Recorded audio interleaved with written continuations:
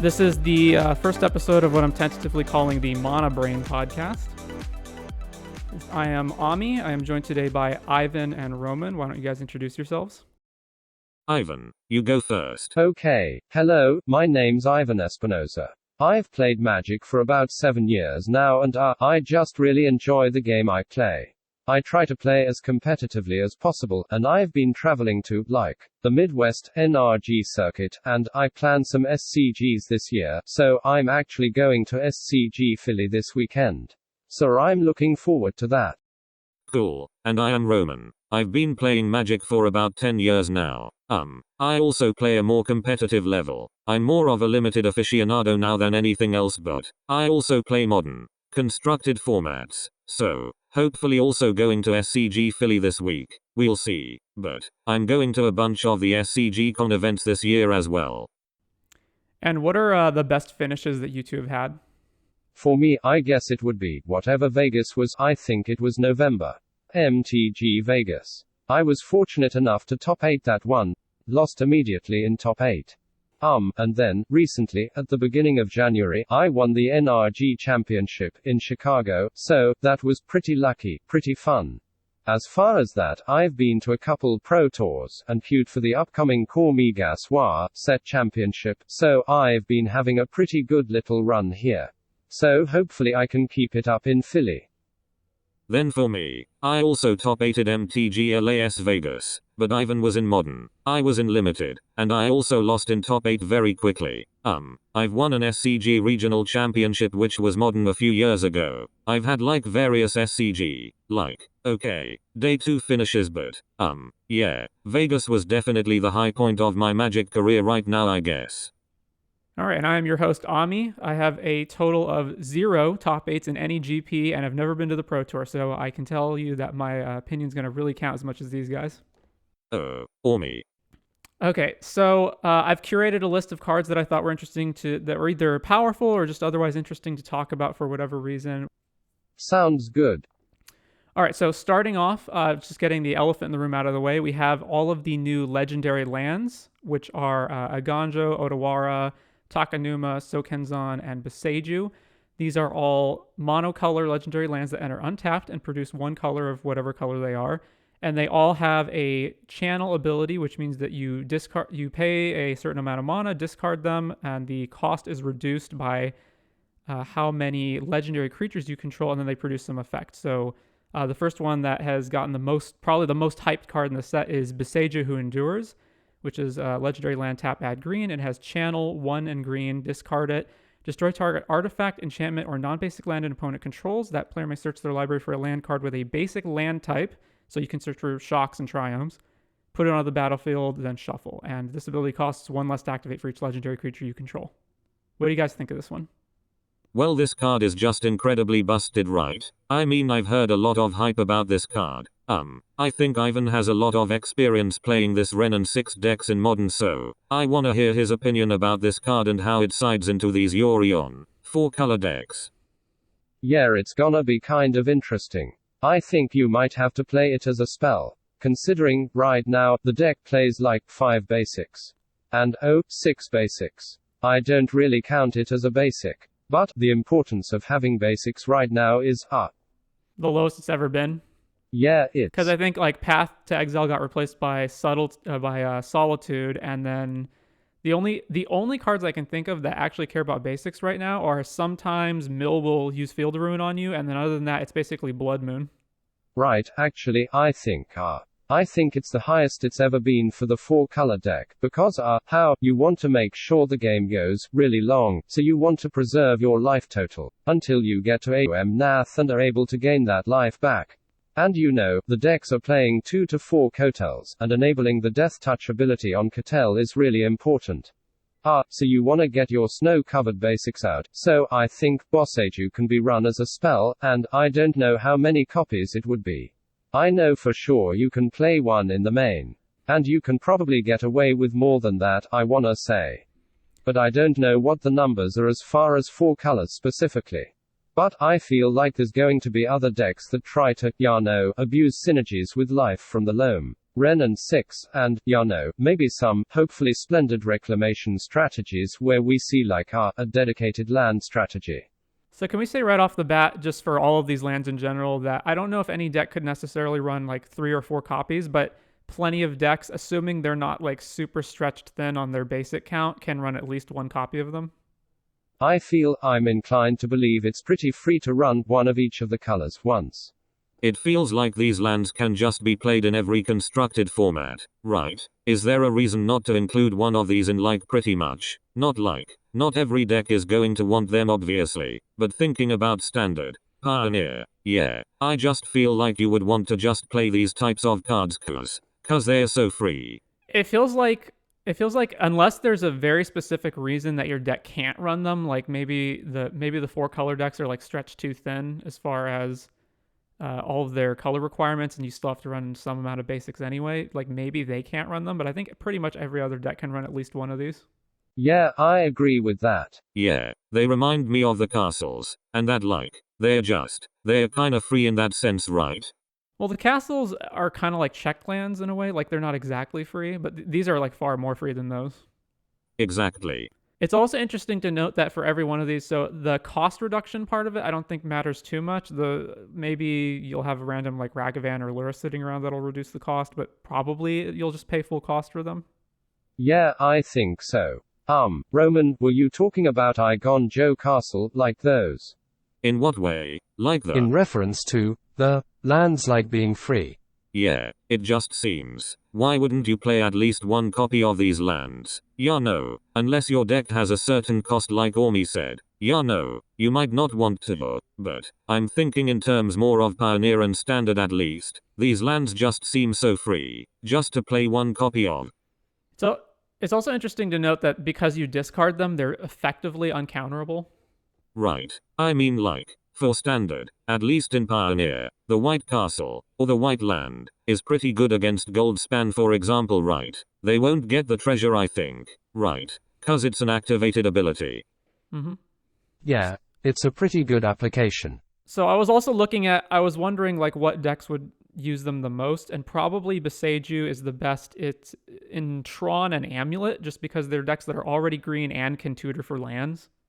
I was also wondering if it would be possible to like strip mine people by just constantly recurring Boseiju with Ren and 6 over and over. So I looked at all the decks in Modern, for example, just to see how many lands you can fetch with them. And I don't think any deck you can realistically strip mine out of the game except for Belcher, which doesn't run any lands to tutor. Right, because it says that, for Boseiju, you can get any land that has a basic land type. That would include the shock lands, right? Yes, and Triumphs. Yeah, I think at some point you're going to be strip mining your opponent, but, there's Field of Ruin, where you can just get people on lands they're gonna have. Like you said, a lot of times they're gonna have lands to keep fetching, but I think in the long game at least, maybe in the Yorio decks, you could probably start just strip mining your opponent. I was especially curious like if it would be good against Tron to try doing that, and Tron it looks like runs between 4 or 5 basic forests, but if they start running Boseiju in that slot, then you can actually strip mine them easier. Good point. That's true. So talking about some of the other ones besides and by the way, Boseiju is outside of a few variant art mythic rares, Boseiju is the most expensive card in the set right now. Yeah, it's $30-something right now. Yeah, that's pretty crazy. Our monocolored rare land to have the highest price tag. Like I think it's a very good card, but I think it is overhyped, at least, especially at that price. Yeah, it definitely says something about, I guess, what people really care about, because in paper at least, where this card is the most expensive because it's the best modern card in the set, or the best Pioneer card as well. It goes into all these different decks, in many different formats, so I'm not surprised it's the most expensive. Just a quick spoiler, do we all agree that Boseiju is the best card in the set? I mean, best card in terms of applications across all these different formats, I think so. The lands are probably some of the best cards in the set for that reason. I mean, it depends. I think that changes depending on whether you're talking about alchemy, or standard, or what have you. For modern per se, or all the formats. Constructed formats that exist right now. Yeah, Boseiju is probably the best card in the set. Yeah, I would say at the very least that it has the most potential. Where it has the potential to be the best in the set, in my opinion. You think that this card can ever get banned? Is it? Is there a chance it could be that good? Or is it just one of these cards where it's really good, but it's not that offensive worthy? I think it's gonna depend on, the quantities that people use. And, the decks that you can build. Every time a new card comes out that's pretty good, there's somebody who's trying to break it, right? And, if there's a way to, break this somehow, I don't know. I don't usually brew or build decks really, so. I just know, but people always call for a ban for cards that are higher power level, even if it doesn't need to happen. I think the only way that this or Ren and 6 could get banned is if strip mining people is actually a viable strategy, but I don't foresee that happening. Yeah, I don't foresee that either, especially since you can fetch shot lands and everything. It seems like they were very careful with the wording. They had modern in mind when printing this card. Alright, so let's move on to the red one, Sokenzan. So this one is 4 mana to channel it, and it creates, you create 2 1/1 colorless spirit tokens that gain haste until end of turn. I think this is because you don't have to worry as much about Blood Moon and red decks. It's the one that could potentially see the most play in terms of the number of copies of it that you run. And I can especially see decks like Red Prowess or Burn wanting to play them. I can also see the Indomitable Creativity deck wanting it as another land that can make tokens. Yeah, this card definitely seems like more of a prowess card. As a burn aficionado, I mean, I could see getting away with playing at least one copy of this card. I mean, you wanna be able to fetch 4 lands and turn on your Searing Blazes with your fetch lands. So I'm not sure how many, if you would want to play more than one copy, but, as someone looking at this card, I could see myself playing at least one copy to see just, see how it goes. But obviously, like the Ragavan decks, having this card be discounted is pretty huge. Yeah, I think, if you are, like a black-red lure us deck or, you're even a burn deck, I know burn's not necessarily my wheelhouse, but, if you run a basic mountain in burn, I guess you can afford to, play this in place of it, because, for me, like basics, replacing basics with these, starts making you more susceptible to getting blood mooned out of the game, but, mountain. Right. I think Burn plays 3 mountains. Yeah, we play 3, but I can see cutting 1 for one of these. I don't think you want to cut all the mountains for this card. No, I don't think so. Yeah, you wanna be able to fetch with your fetch lands. Also, this card is cool because in the prowess decks, or anything that has, Dragon's Rage Channeler, it's another card that produces delirium.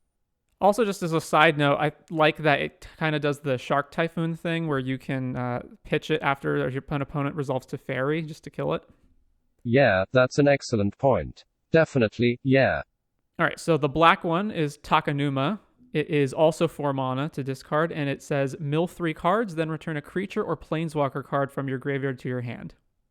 For me, this just looks like, another card you'd include in the black-red Lurus deck. They're running Shizo and, the red one. I don't know what the red one's called. Oh, I just remembered it's Shinka. But yeah, this looks like it just slots right into that strategy. You can mill Crocus, you can mill. I mean, the whole deck wants to be in the graveyard, pretty much. Returning a threat like Lurus when it dies, without having to have something like Kull Agon's command.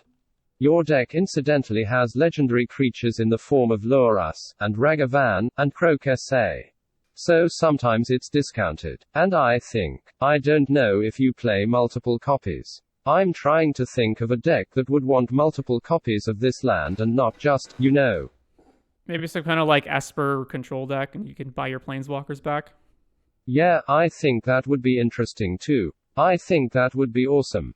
Just getting a Teferi back, I think. It reminds me of in Standard. I think it was Tomb of the Spirit Dragon. The land that you can cast dragon spells off of. You had an activated ability, you could sacrifice it. Haven of the Spirit Dragon, I think. Haven of the Spirit Dragon. And you can return an Ugin Planeswalker card or Dragon card to your hand. That card was really strong. Now this. Just because it was really strong, now this. You get like a Lolth back in Standard, or, in Esper you get back one of the Teferis and it's probably game. Yeah, I could also see this card being pretty good with like Lier, too. Milling is pretty good with like Lier decks. Yeah. Depending on how good the blue-black Lier decks are in Standard at this point, but, you have, like in those decks you play Hullbreaker, milling cards is good for you regardless. Definitely this card is pretty great for the black-white decks in Standard like the Edgar Lolth decks. Some of those decks also play Rite of Oblivion, white, black, you sack something, exile something. That card has flashback so you could mill that over potentially. So kinda those applications in Standard and Pioneer. Alright, so moving on to the blue one. This one is also 4 mana, and it is discard and return target artifact, creature, enchantment, or planeswalker to its owner's hand. I like this one because it's blue, so it's probably inherently busted. I'm sure there's some Urza thing you could be doing with this in Modern. I don't know what it is. Or you put it in the, like the Brazen Borrower slot, or as an addition to Brazen Borrower in like the Rhino decks. It strikes me as a Boseiju type card that you can use to just bounce away problematic stacks pieces. Yeah, and you can't interact with it. This is a way to, this is like a way to counteract opposing Teferis and stuff to wear, if they think they're protected. Underneath the Teferi, you just, you channel this and then you can counter their spell or something. Also, Chalice too if you're playing the Rhino decks, right? Yeah, this land is.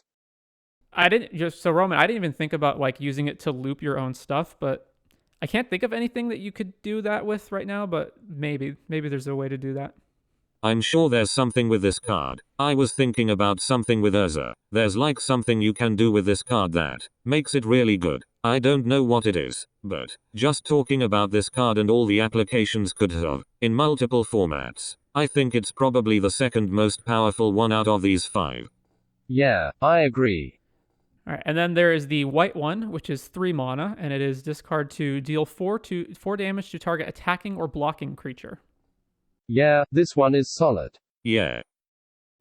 I would play it in any dedicated blue-white control strategy. I'd probably play it in a 4-color deck, because it's a pseudo-removal spell you can get with Ren and 6. And it answers Dragon Rage Channeler, it can't be countered against.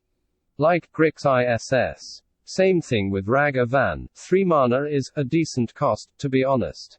You have like Ragavan. Yeah, so the cost will be reduced, but, you can't really, it's a spell land. And, have modal cards like is very, I think I'd play it, I'd play multiple of these for sure. Even in like 4-color? I think you'd play, like 2. I think white is the worst, mono-colored land, in that deck, even behind Mountain, because Mountain gets Bolt, Ragavan, half of Ren and 6, half of Expressive. Whereas the Plains is just like, there for Blood Moon.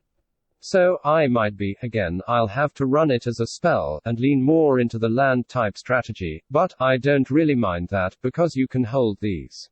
Alright, so, how would we rank these in order? Like, I think, is Boseiju the top of the pile? Yeah. Yeah. That, and then, I'm not sure where to place the other ones. I'm inclined to want Takenuma in second place, just because it's a card that gets another relevant card back. Oh yeah, I'm inclined to have Takenuma at the very bottom. I think Eiganjo is probably either the worst or the second worst effect, but it's cheaper than the other ones except Boseiju, so that bumps it up. I think my order would be Boseiju, then Takenuma, then probably Otawara, then Eiganjo, and then Sokenzan. I think mine would be Boseiju, Otawara.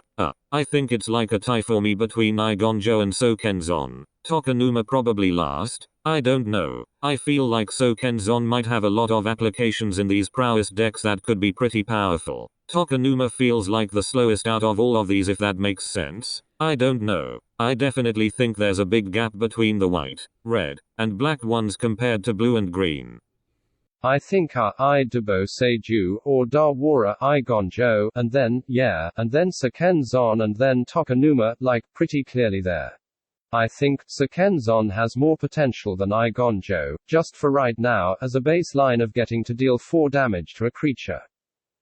Yeah, I would go with that order. Alright, any more thoughts on these before we move on? I think Sokenzan can be busted in, like, Transmogrify type. Like the creativity deck. Yeah, exactly. Might open up the mana base for that deck a lot more or make it more consistent to where you can win easier through Blood Moon. That is one of the ones that can actually play 4 copies of this, and be okay with it. All right, so let's move on to the March of cycle. So the first one we're going to start with is March of Otherworldly Light. So these are all they are all spells that have X and then a single color mana, and they're all instants, and they all have, as an additional cost to cast the spell, you may exile any number of whatever color this spell is, cards from your hand. The spell costs 2 less to cast for each card exiled this way. So in the case of March of Otherworldly Light, it's, as an additional cost to cast the spell, you may exile any number of white cards from your hand. This spell costs 2 less to cast for each card exiled this way. And then it says, exile target artifact, creature, or enchantment with mana value X or less. So the card that everyone is immediately comparing this to is, of course, Prismatic Ending. But I do think there are a number of important differences between the two, namely that it's an instant. It also doesn't hit planeswalkers like Prismatic does, and at the lowest part of the curve, it requires more mana paid than Prismatic does, although you can pitch stuff to it. So it's kind of like Solitude in a way, sort of.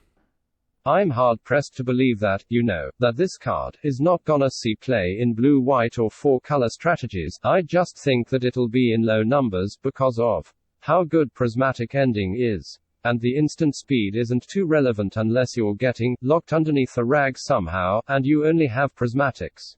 Hitting a Planeswalker is huge for Prismatic compared to this. I don't know, Prismatic's just so good. It hits everything. Gets you out of trouble in the 4-color deck, you can hit it for 5. But this has, the application where, if you have enough mana, you can hit Karn later on against Tron. I guess it doesn't hit Karn. Nah, yeah, I take all that back. Yeah, I don't know, I think this could be a sideboard card, or like a one of in the main type deal. Yeah, I think you're probably not saying that this is going to replace Prismatic Ending, because, watching your matches Ivan, in the mirror especially, taking out Ren and 6 seems pretty important, or a Teferi or something, with Ending. I think March is cool because it can take out Ragavan. But, like Ivan said, I don't think you're playing this card in multiple copies. I could see this as a one of, or two of maybe. I don't know. I'm not as familiar with the blue-white 4-color decks, but it doesn't seem like you'd want to replace your endings with this card. So I am significantly higher on this card than other people are. I don't think it's necessarily better than Prismatic, and it's definitely not as good when you're facing decks like Death Shadow, where they have lots of cheap stuff that you want to hit. But I found that Prismatic Ending, once you start paying more than 2 mana for it, it really starts to go down in my eyes. Like, I think Ren and 6 and Teferi are obviously important hits just because they're so important in the matchup, or like Teferi is just an effect you need to clear out of the board. But the instant speed is very relevant, and it should also be noted that March can hit Urza's Saga and artifact lands. Yeah, that's true too. Oh, that's a good application. Yeah, it's 1 mana to exile Urza's Saga. And so specifically, I play the Jeskai Lotus Field deck in Modern, and that deck and Wilderness Reclamation decks are much more interested in having instant speed answers to stuff. Does this make a liquid metal coating / liquid metal talk deck a lot better? I didn't even think of that, but yes, it does. Yeah, I was just thinking about how I could turn things into artifacts. Yeah, that might be an interesting little brew. This also hits Inkmoth Nexus, by the way. Yeah, I was like, it hits all the creature lands. Yeah, this is pretty cool. I'm interested to see what, a liquid metal coating deck looks like with this. Because, I feel like, every time, a new set comes out, especially now that there's, we get 8 of those effects. Because of Modern Horizons 2 printing liquid metal talk, plus all the things that destroy. That might be interesting. Alright, so let's move on to the red one, and from here on out I think the cycle significantly drops in power level. Exile the top X cards of your library. You may play up to 2 of those cards until the end of your next turn. So this is kind of like a hybrid between Light Up the Stage and Commune with Lava, if you guys remember that card. Yeah, this feels like more of a standard card in terms of power level to me in terms of maybe Modern. I guess I'm not as familiar with what kind of deck would play this card. I don't know. Would this card be played in like Storm or something? Yeah, I was wondering, like, the low to the ground prowess and burn type decks that would play Light Up the Stage would play, I think, just want Light Up the Stage more than this card, and then if there's ever a mono red storm deck that exists, maybe that would play this card. I don't think you can ever afford to pitch more than 1 card to it, though.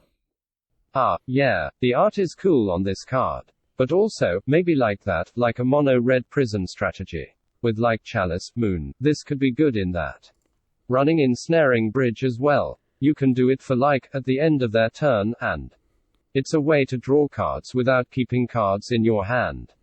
You can kind of just like, get rid of cards in a pinch if you need your Ensnaring Bridge to, work immediately. That kind of deal. It might have some application there. Yeah, I agree with you, Roman. It's more of a standard card. It's not like Busted, so. How much mana you can pay, if the red counted towards it, I think it would be pushed a little bit more, but yeah. Alright, let's move on to the other ones. Spoiler alert, I think these other three are absolute trash, but we'll go through them. March of Burgeoning Life is X in green, instant, has the same cost reduction clause, and it says choose target creature with mana value less than X. Important to note that's less than X, not less than or equal to. Search your library for a creature card with the same name as that creature, put it onto the battlefield tapped, then shuffle. So for 2 mana or pitching a card, you can get a 1-drop and scale it up from there. And it has to be the same name as a creature that's already in play, so most likely, unless you're playing a mirror match, your opponent's probably not going to have any creatures that you also have.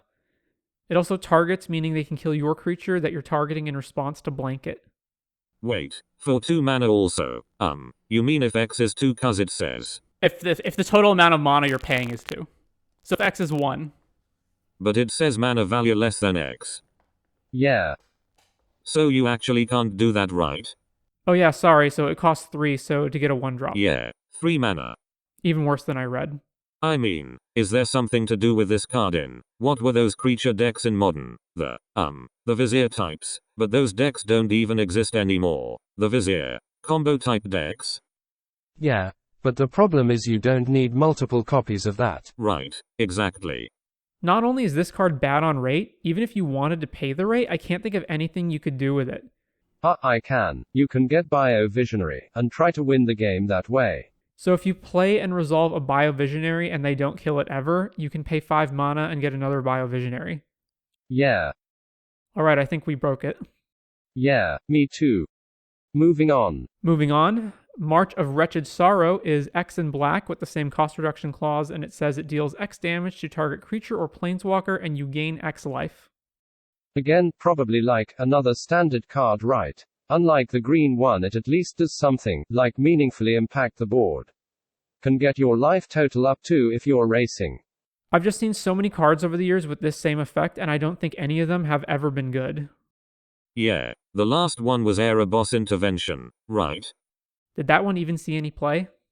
It saw standard play. I don't think it sees any Pioneer play, but that one's more relevant because it has a graveyard hate option.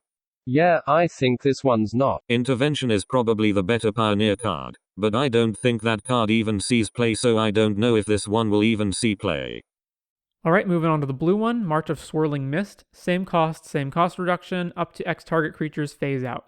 So it's like the worst modal fog/protect your own creature from a removal spell. Yeah, I don't know. Seems just like a standard card to protect you from wraths or something, if you're a blue aggro deck. This is interesting, it's like an offensive-defensive card. I think it has potential as a one-of in, have a pseudo-cryptic. Maybe in like a Murphic strategy.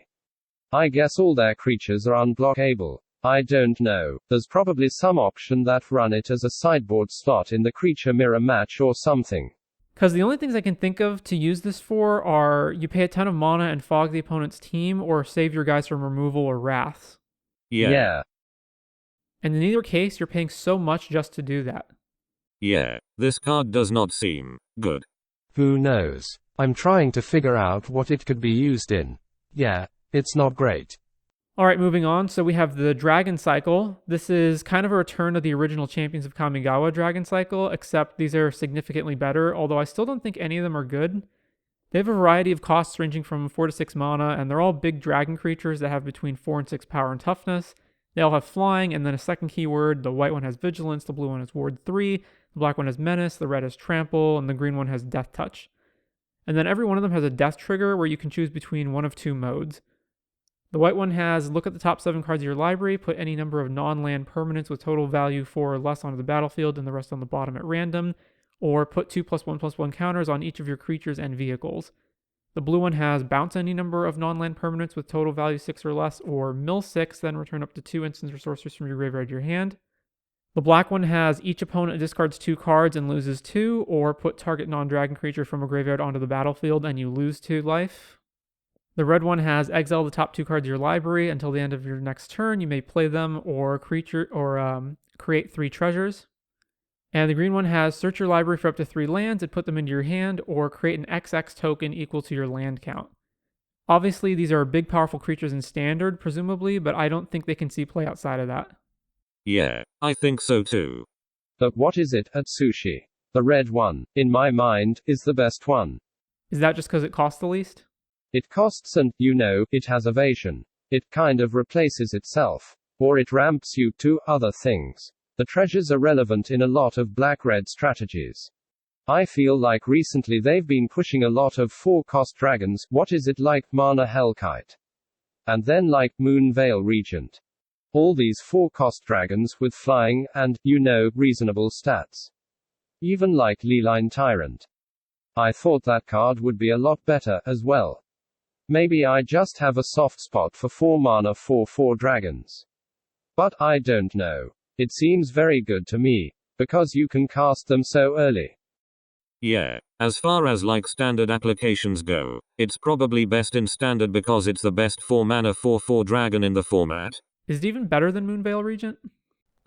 Maybe not, actually. I guess Moonveil Regent doesn't see any play. Moonveil is not as intensive as a mana cost, so maybe Atsushi is just worse than Moonveil, but the rest of the cycle just don't really seem that good. Like Kira, the green one is. I feel like you're just Ren and 7 in that slot already. They kind of do similar things and Ren is probably just better, and Junji I think might be okay too, in like sack decks, but I don't know. I guess there's not a lot of, white-black sack decks right now, and I guess the creature you'd get back would be Edgar or something. Kiri seems worse than Imorith, and then, yeah, the white one just seems pretty cost intensive for it to be really good in any white type deck, so.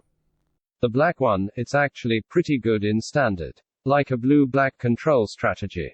Oh, you think so? What? When they discard cards? Well, you can play a game plan of you destroy that and then eventually just play this dragon, they have to kill it, or hopefully then. It doesn't have lifelink or anything, but it does have double evasion. Return a card. Seems like a great card in the mirror if you can resolve it. Also, you can do stuff like cast Consider, bin your Hullbreaker Horrors, and then get back Hullbreaker Horror with this card. That could be something, I guess. Also, if you have a clone, you can clone Junji and sack it to the legend rule and then bring it back and then just kill yourself by looping it. That's true. You just kill yourself. Or, you could have a couple prosperous innkeepers and keep it going. I guess. Oh, the white dragon. I know the last couple standard challenges have been won by this green-white ramp deck, so I think that card might be pretty okay. For the first trigger, I know stuff like Yashan, where they play Festival Crash or Storm the Festival. I don't know. I'm trying to think of the best applications for these cards. I'm kind of surprised these cards aren't as powerful or as pushed as maybe they could be. They are significantly better than the original dragons, which all cost 6 and all only had 1 death trigger and only had flying. Yeah, I just feel these cards are probably standard cards and I don't really see them playing huge roles because there's cards that are good enough right now that replace them. But maybe at rotation or whatever these cards can be pretty powerful. Alright, well, we actually talked about these a lot longer than I thought we would, so let's move on. Sounds good. So next up is Lion Sash, and this is our first card of the reconfigure cards, which are basically equipments that are also creatures.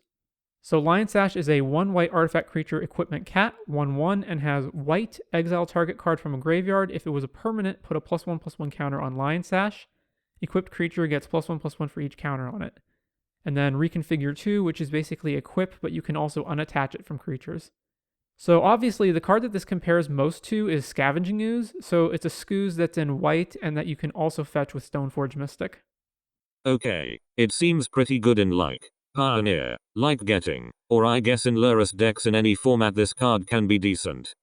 Lots of standard applications. I don't know. I'm kind of curious to see if this card will play a role in any decks. In Pioneer and Modern. In Pioneer, this card can slip into the blue-white artifact deck. The blue-white Ensal artifact decks. For sure. Cause you have like the 2-mana 1/1 that finds artifacts in the top 4 cards of your deck. I forget what the card's called. Ingenious Smith? Yeah. That's from Horizons, right? It's something Smith, right? That's from AFR. AFR we could find this card, and do stuff with it. I don't know. I'm curious if this card is more of a sideboard card, or how main deck able this card is in Pioneer and Modern. Outside of decks it has a lot of synergy with. I feel like this sees Modern and Legacy play. Because basically, at its lowest point, it's just Scavenging Ooze, right? But it's Scavenging Ooze that's also, tutorable with Stoneforge or Karn the Great Creator, and also can attach to other creatures you control to pump them. Yeah, it doesn't gain life, but it grows faster than a Scavenging Ooze would. It can eat lands to grow as well. Yeah, exactly. There's a ton of fetch lands in Modern and Legacy sitting in the graveyard. As far as, your Eon taxes this kind of just slots right in. I don't know what you would cut. I've heard even though it's 80 cards that the deck lists are pretty tight. But, just having enough threats that you can get off Stoneforges has gotta be huge. Yeah. Yeah, this card seems very good in those strategies. I feel like a lot of times when I've seen Scavenging Ooze in play, it can just get outclassed by other creatures, because there's just not enough creatures in the graveyard to exile to it. But with this card, A, it can get permanence, and B, with the Reconfigure, you can slap this on whatever you want and just have a huge threat that is hard to deal with, whereas Scavenging Ooze could get outclassed in the past, where now, you're combining the ooze on top of some other creature, so maybe there's more room to break through in board stalls and stuff with this card. Yeah, and the reconfigure mechanic is pretty good if you're, becoming the bestow type deal, where you can protect it.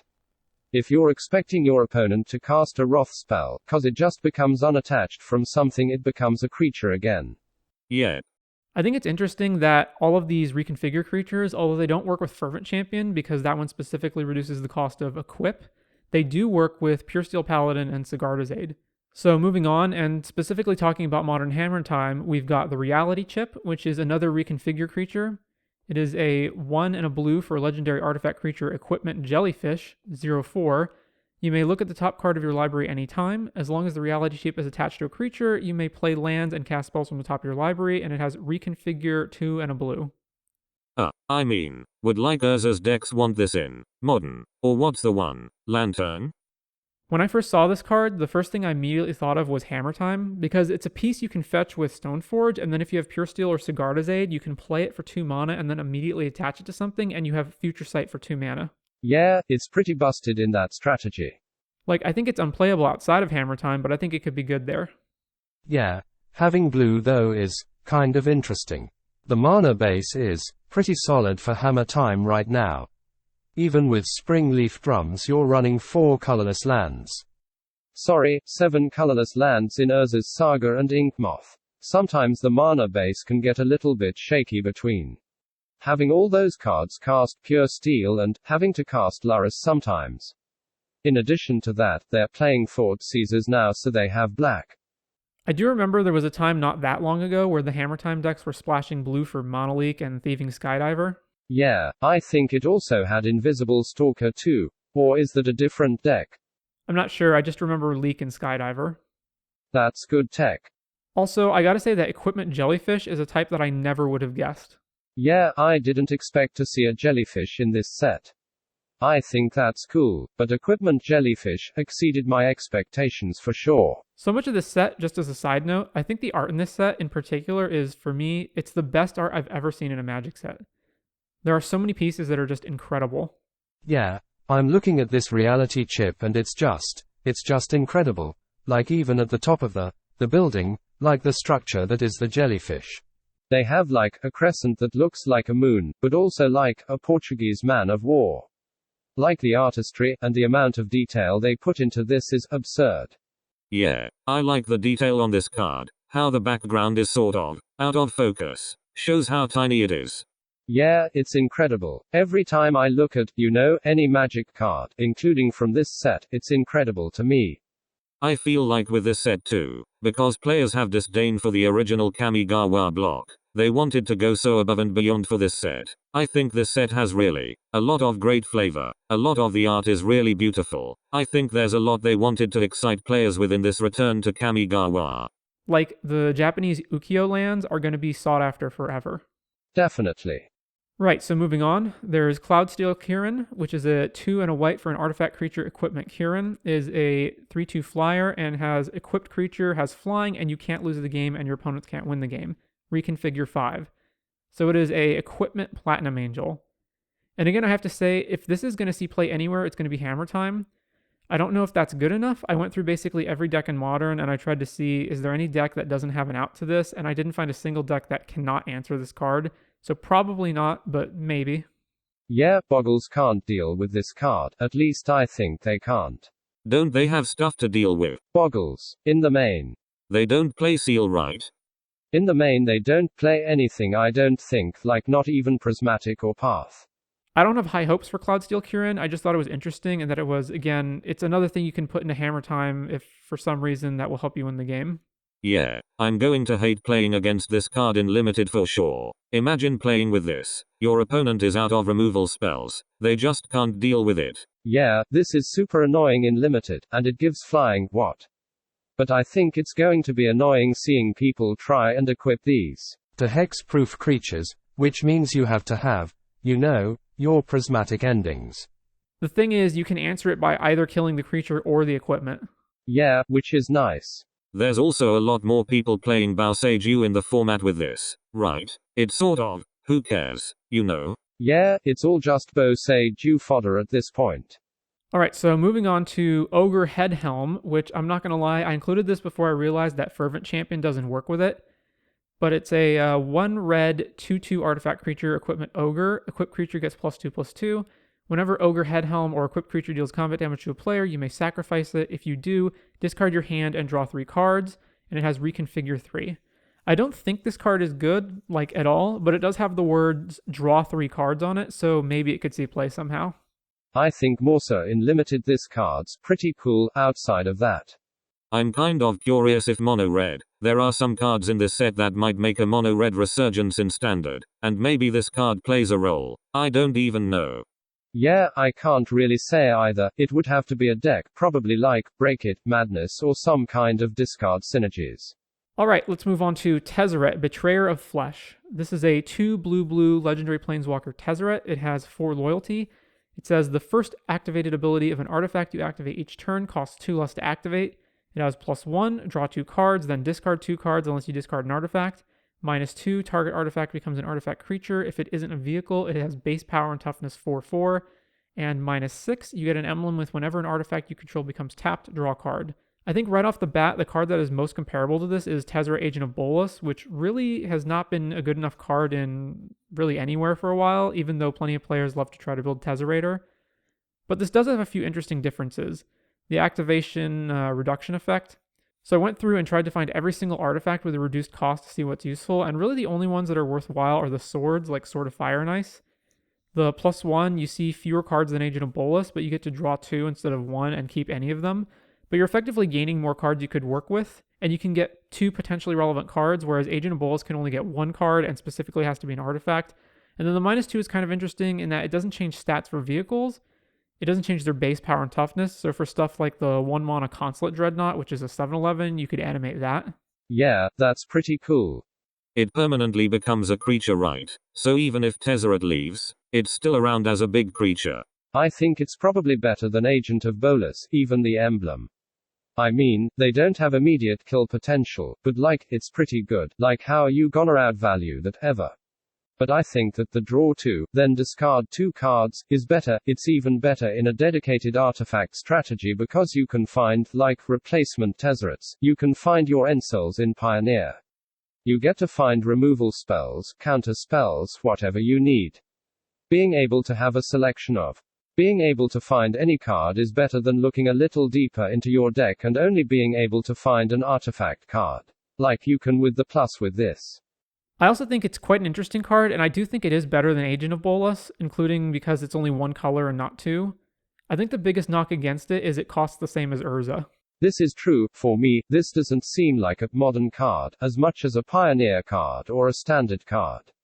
That kinda thing. I think on power level, it's strong enough to see modern play. It's just a matter of, is it good enough? Is there a shell for it, and then does that shell want it more than Urza or in addition to Urza? Yeah, I think dedicated artifact strategies typically want Urza, just because of, the incredible mana advantage it gains, and it's a 2-for-1, and, it's the whole package. But, for the shell you're talking about, is one with Consular Dreadnought, and cheesy things like that, then maybe it'll find a home. Alright, then we move on. Yes. So next up is Reality Heist. This is a 5 blue instant. It has affinity for artifacts, and it has look at the top 7 cards of your library. You may reveal up to 2 artifact cards from among them and put them into your hand. Put the rest on the bottom of your library and in a random order. So it's artifact dig through time. This card seems pretty good, right? Yeah, this card's very good. Lets you turn the 8 cast deck into 12 cast now. Yeah, you don't really, this is just, I don't know, this seems very good, the consistency this is gonna give to have in modern.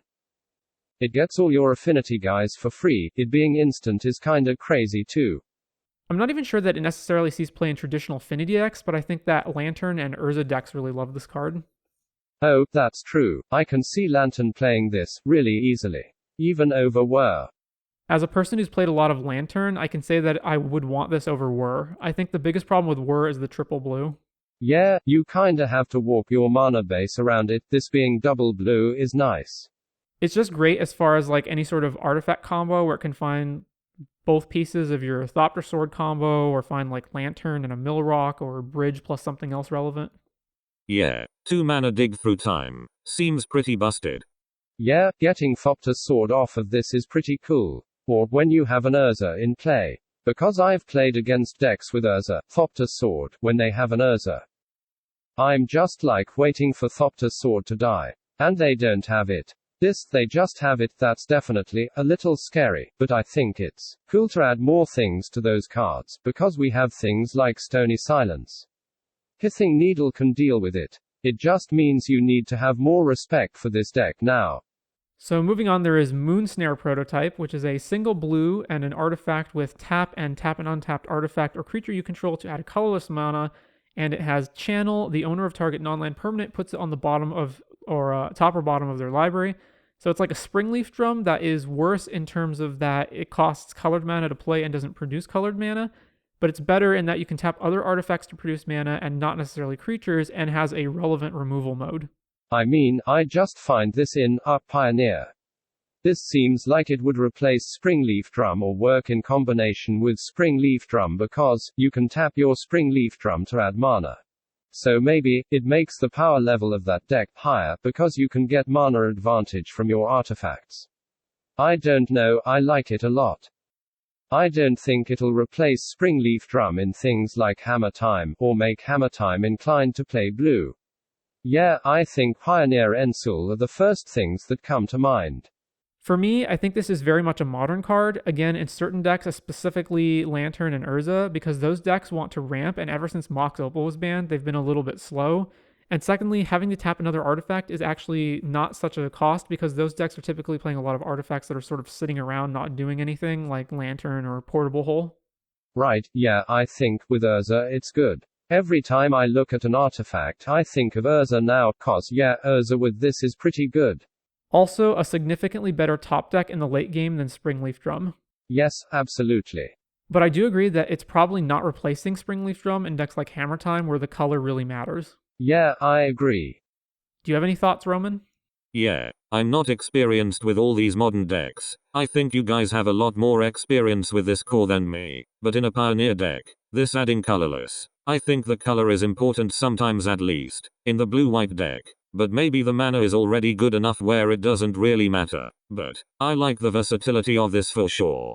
Alright, let's move on to Anchor to Reality, which is a 2 blue sorcery. As an additional cost to cast this spell, sack an artifact or creature. Search your library for an equipment or vehicle card, put that card onto the battlefield, and then shuffle. It has mana value less than the sacrifice permanent's mana value, scry 2. So this card immediately made me think of Tinker, but it's obviously a lot worse. It's not just that it costs more, it's that the range of things you can get with it is so much smaller, And the only thing I can think that is probably worth getting with it is Cauldra.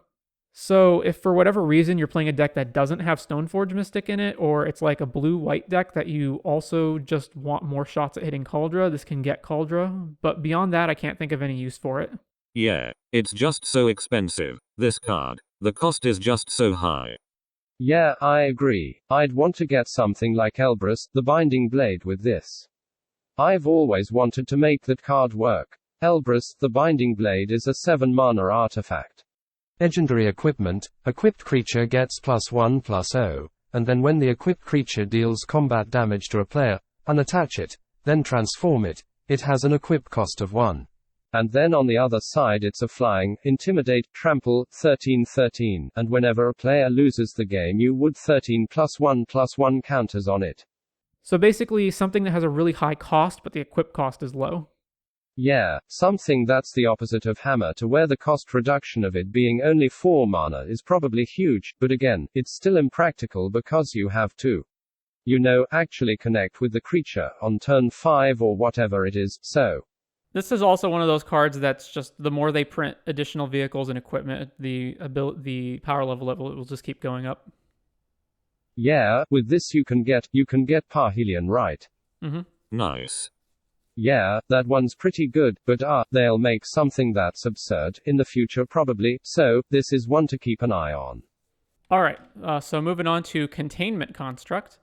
This is a 2-mana, 2/1 artifact creature, and it has, whenever you discard a card, you may exile that card from your graveyard. If you do, you may play that card this turn. So, almost immediately after this card was previewed, this Twitter user, Ethan Formicella, figured out what the combo is. And do you guys know of it, or should I go through it? I do not. Go through it. Okay, so the combo is, so this pairs with Artificer's Intuition, which is a 2-mana blue enchantment where you can pay a blue mana and discard an artifact to go find another artifact and put it in your hand. So that card immediately jumped up a huge amount because of speculators. And the combo is, if you have Containment Construct and Artificer's Intuition, you have to have 4 LEDs in your deck, along with Elixir of Immortality and then a win con. So it goes like this. You have Containment Construct and Artificer's Intuition in play, and at least 3 blue mana. You activate the Artificer's Intuition, and you discard any artifact, it doesn't matter what, you get LED. You then activate the Artificer's Intuition, which discards your LED, but it's not in your graveyard, it's in exile because of Containment Construct. You get a second LED. You cast the first LED. You activate Artificer's Intuition, you discard the second LED to get, and then you sack the first LED in response so that you have a third LED in your hand and 3 blue. You then cast the second LED, which is exiled to Containment Construct.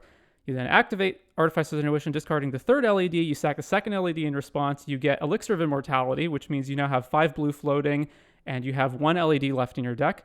You cast the third LED. You activate Artificer's Intuition. You discard Elixir of Immortality. You sack the LED in response. You get your 4th LED. You now have 6 or 7 blue mana, I forget. You cast the Elixir, which is not discarded. It's in exile because of Containment Construct. You then activate Elixir of Immortality, which leaves you with 4 blue available. You shuffle it and the other LEDs back into your deck, and you have 1 LED left in your hand.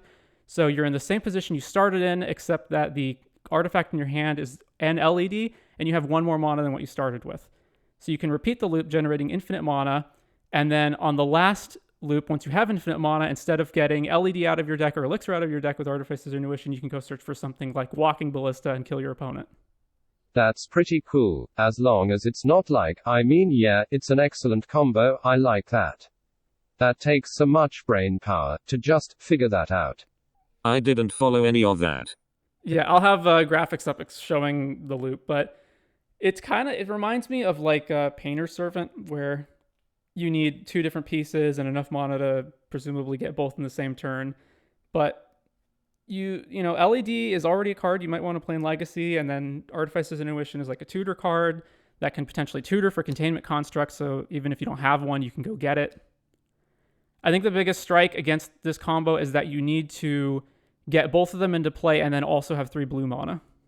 Yeah, so like, you play the Intuition first, and then, Intuition's hard to interact with if you're not exactly like a Prismatic Ending deck. In Legacy. Well, because you're in Legacy, you can use like Chrome Mox or Mox Diamond to power this out faster, so you can presumably get everything going by turn 3. Yeah, and you have Sol lands as well. You can go like Sol land into Mox Diamond. This is a really good card. Mm-hmm. I imagine it's got to be great for stuff like Anya EDH decks that are all about madness and discarding stuff, because then you just have access to everything. Yeah, it seems very good there. It's a card that looks so innocuous at first, and then you realize just how many broken things you can do with it by discarding stuff. Yep, better keep an eye on one with nothing. Yep. Finally got there with one with nothing. Yep. So the next two cards are, I've grouped them together because they're kind of doing the same thing, or at the very least they'd be in the same shell. They are Greasefang, Okiba Boss, and Mech Hangar. So Greasefang is a 1 white-black 4/3 legendary creature rat pilot. At the beginning of combat on your turn, return target vehicle card from your graveyard to the battlefield. It gains haste. Return it to its owner's hand at the beginning of your next end step. And Mech Hangar is a land that taps to add colorless, or taps to add 1 mana of any color, which you can use to cast a pilot or vehicle, or has 3 and tap, target vehicle becomes an artifact creature until end of turn. And specifically, they're good with really any vehicle that you've binned and then want to bring back or just turn into a creature without needing a crew cost. But very specifically, Greasefang is great with Parhelion 2, because it not only brings the Parhelion 2 back from your graveyard, but it also has exactly enough power to crew it. Oh, that's real interesting. So if you so imagine you go like turn 2, you play something that lets you put Parhelion 2 into your graveyard, like Goblin Engineer, Faithless Mending, and then turn 3 you play Greasefang. You immediately return to Parhelion 2 to the battlefield, give it haste, and then crew it, attack, and then you get 2 4/4 Vigilant Flying Angels. So you're attacking for 13 damage, and you get to leave 2 bodies behind. Yeah, it's got staying power. This could slot into some kind of reanimation, vehicle type deck, or if that's what you're specifically trying to do, you could even play the Tinker with this as well, in like an Esper shell. Yeah, it's interesting. I think the card is unique and well designed. Yeah, makes me wanna play with it. Also, if you go into red for your third color, then you get access to Goblin Engineer and Trash for Treasure. Oh, Trash for Treasure's cool. Other big artifact vehicles to crew are also, probably the next best one after Parhelion would be Sky Sovereign. Sky Sovereign is very good as well. I like Mech Hangar too, like being able to pay 4 mana and crew a vehicle. You have any thoughts, Roman? Yeah, I'm kind of curious to see if there could be a Pioneer type combo with it. In Pioneer, the removal is a little more constrained overall than Modern, where this card would just get bolted or pathed, or, whereas in Pioneer, there's less disruption for this card, maybe, so this card with Parhelion, there's potential it could be an actual combo. I'm trying to think. In Pioneer there are the Soul Flayer decks which are similar type strategies. I don't know what you'd use to bin Parhelion early in a black-white based deck, but I think there's potential with this card.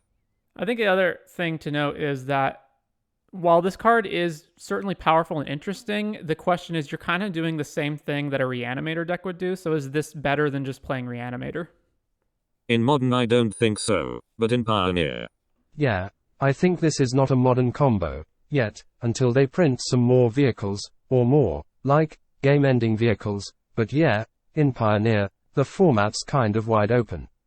With the exception of Phoenix being probably the best deck, it's still very much an unsolved format. So, I would like to see something like this become a deck. Alright, so moving on, we have Secluded Courtyard, which is it's just unclaimed territory again, but has another clause stapled onto it. So just to go through it quickly, it's a land. As it enters, you choose a creature type. It taps for either colorless or 1 mana of any color, which you can only spend to either cast creatures of that type or activate their abilities. So it's a strict upgrade to unclaimed territory, or it's a card that lets you play up to 16 rainbow lands in your tribal deck. Yeah, slots right into all the tribal decks. A lot of the tribal decks are built with the unclaimed territory, Cavern of Souls in mind, so their sideboards don't have many non-creature spells. So I think it's just great, right? You immediately, at the very least, replace all of your unclaimed territories.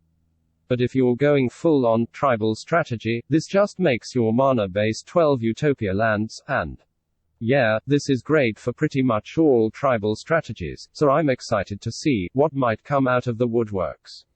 Also, potentially, if you don't want the full 16 lands, it's possible that instead of replacing unclaimed territory, you replace Ziggurat, since there was always that tension between Ziggurat and Aether Vial.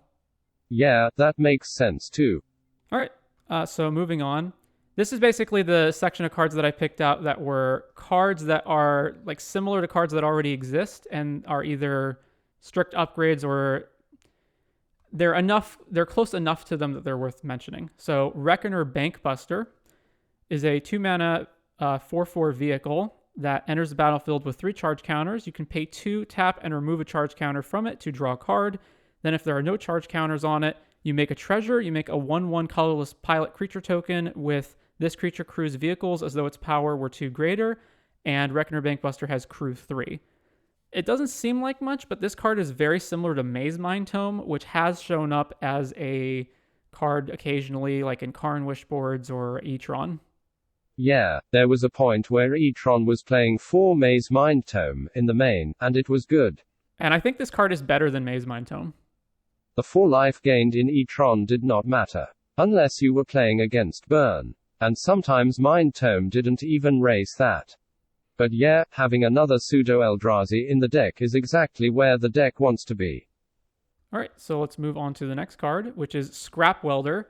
This is a 2 red, 3/3 creature Goblin Artificer, and it has tap, sacrifice an artifact with mana value X, return target artifact card with mana value less than X from your graveyard to the battlefield. It gains haste until end of turn. So this card to me definitely has a powerful effect, but it feels just strictly worse than Goblin Engineer. Yeah, I'm wondering if it has Pioneer applications. I don't think this card is part of some standard combo. I think it's too expensive for what it does. Yeah, the fact that it says mana value less than X really makes it so there's no combo with it. There's no infinite combos with it, at least. Right. I mean, maybe there is. I don't see it, but I just feel like it's kind of the same thing as Goblin Engineer, and then its effect is worse, and it costs more, so probably not worth playing. Yeah, not worth it. All right, then we have Gloom Shrieker, which is 1 black-green for an enchantment creature Cat Beast. This is a 2/1 with Menace. When it enters the battlefield, you return target permanent card from your graveyard to your hand, and if Gloom Shrieker would die, exile it instead. The only reason I have this on here is because it's similar to Eternal Witness, but seems significantly worse in that it exiles itself, so you can't do Witness loops, and it doesn't get back any card, it only gets back permanents. And it's 2 colors. Yeah, this is better than something like Nyx Weaver, yeah no, but it's still pretty far from Eternal Witness. The only way that I can see this being potentially better than Witness is if it matters that it's an enchantment for some reason, but other than that, I can't think of one. Yeah, I can't really think of one either. As far as blinking this, it's still pretty good. But definitely not as good as it could be. Yeah, I haven't seen a lot of Eternal Witness decks recently that are also black. And the Menace doesn't matter because you're not attacking with Witness. Yeah. Alright, so moving on, there is Tamio's Safekeeping. This is a green instant that has target permanent you control gains hexproof and indestructible until end of turn. You gain 2 life. I mention this because it's very similar to Blacksmith Skill, which was a single white instant that did the same thing, except instead of gaining life, they gave the thing +2/+2 if it was an artifact creature. And that card has shown up as a protective spell in Hammer Time, so since this is so similar to it, maybe it'd show up somewhere. Yeah, this card looks annoying, I just don't know where it would show up. The first thing that came to mind was like Infect, but Infect already has Blossoming Calm and like other spells that protect their guys and pump them, so I don't think it can be there. Yeah, I don't think so either. Yeah, it seems more like a mono green aggro card in standard. Probably better than Snakeskin Veil, because Indestructible can get around Doomscar. Maybe it could show up in Yawgmoth, like that would be the other deck I would think of. That's a possibility. I feel like, I'm trying to think of any creatures you can court for that do this effect as well, and I can't really think of it. Actually, there's Loyal Companion, or isn't it Loyal Companion? Yeah, every creature that does this effect I can think of is a white creature. Yeah, but you can court for white creatures, so, right. Mm-hmm. Alright, well, let's move on to the next one. So this is the first of a few enchantments that are double-faced that transform into creatures. It is Azusa's Many Journeys. It is a 1 green saga, enchantment saga. It has Chapter 1, you may play an additional land this turn. Chapter 2, you gain 3 life. And then Chapter 3, exile it and return it to the battlefield transformed as a 3/3 that has Whenever this creature becomes blocked, untap up to 3 lands you control. This card, to me, looks similar to Explore, which was 2 mana sorcery. You may play an additional land this turn and draw a card. But gaining 3 life and then becoming a 3/3 seems to me to be a much worse effect than drawing a card in the decks that want to play Explore. So the only place that I can think of this showing up is if you're playing like... so what do the decks typically play Explore? Like Amulet Titan or Scapeshift? If you wanted... maybe this is like a sideboard card against Burn, since it's a card that gains life and lets you ramp. Yeah, I mean, I don't know. I think this card, as a Burn player, that matchup was already tough to begin with because they have, like, Baloths and stuff in their sideboard. Or I guess Baloths or more of Scapeshift thing. I feel like those decks have the right tools already and this is kind of overkill because it does similar things to what their main deck cards do already. I don't know if it'll really be that good. Yeah, to me it seems pretty slow, and I agree that drawing the card you want to replace itself as another card from your deck rather than a 3/3 that gains 3 life. With an ability that is very restricting, to the point where you have to use your mana before you attack, and then they can just choose not to block it. To me, the only relevant ability on this is you may play an additional land this turn and Explore does it better. I also think it's really weird that all of these double face enchantment saga creatures exile themselves, so you can't attack with them immediately, which was one of the things that they mentioned when they made Suspend, that players wouldn't understand that you couldn't attack with your creature immediately, so they just gave haste to all of them, but these creatures specifically do not get that. I think they did it so that you wouldn't have saga counters on the creatures, but it just feels like they should, like all the creatures just should have had haste. Yeah. Oh, do they keep all the lore counters on it? No, so that's why they exile, is my thinking. Oh, I see, okay. It's like similar to the like the Planeswalkers that were the ones that exile. The Magic Origins ones, that transform. Mm-hmm. Except those went from creatures into Planeswalkers. Into Planeswalkers, yeah, but I don't think there are any other things that transformed by exile and then came back, outside of those. There definitely is, I can't.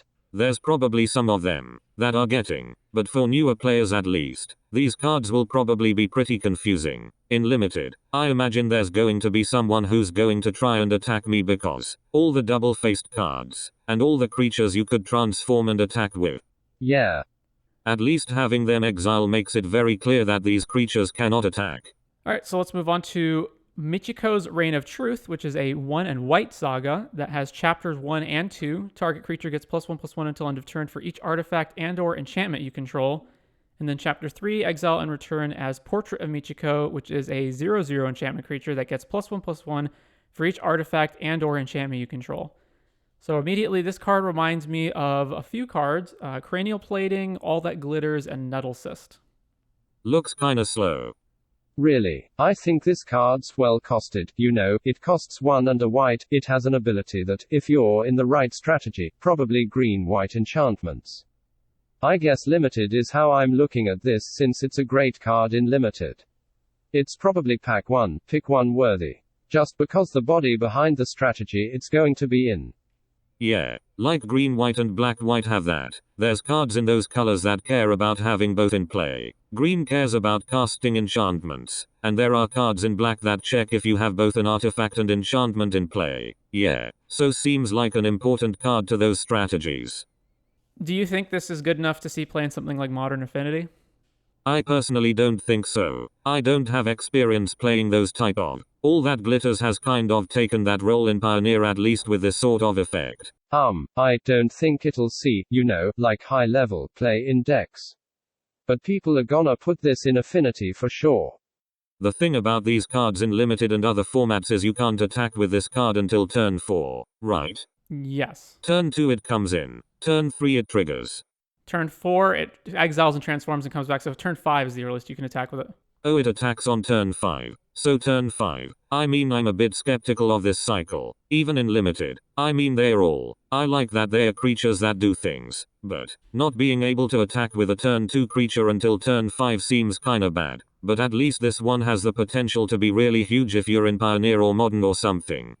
Alright, let's move on to Fable of the Mirror Breaker, which is a 2 red saga that says Chapter 1, you create a 2/2 Red Goblin Shaman creature token with whenever this creature attacks, create a treasure token. Chapter 2, you may discard up to 2 cards. If you do, draw that many cards.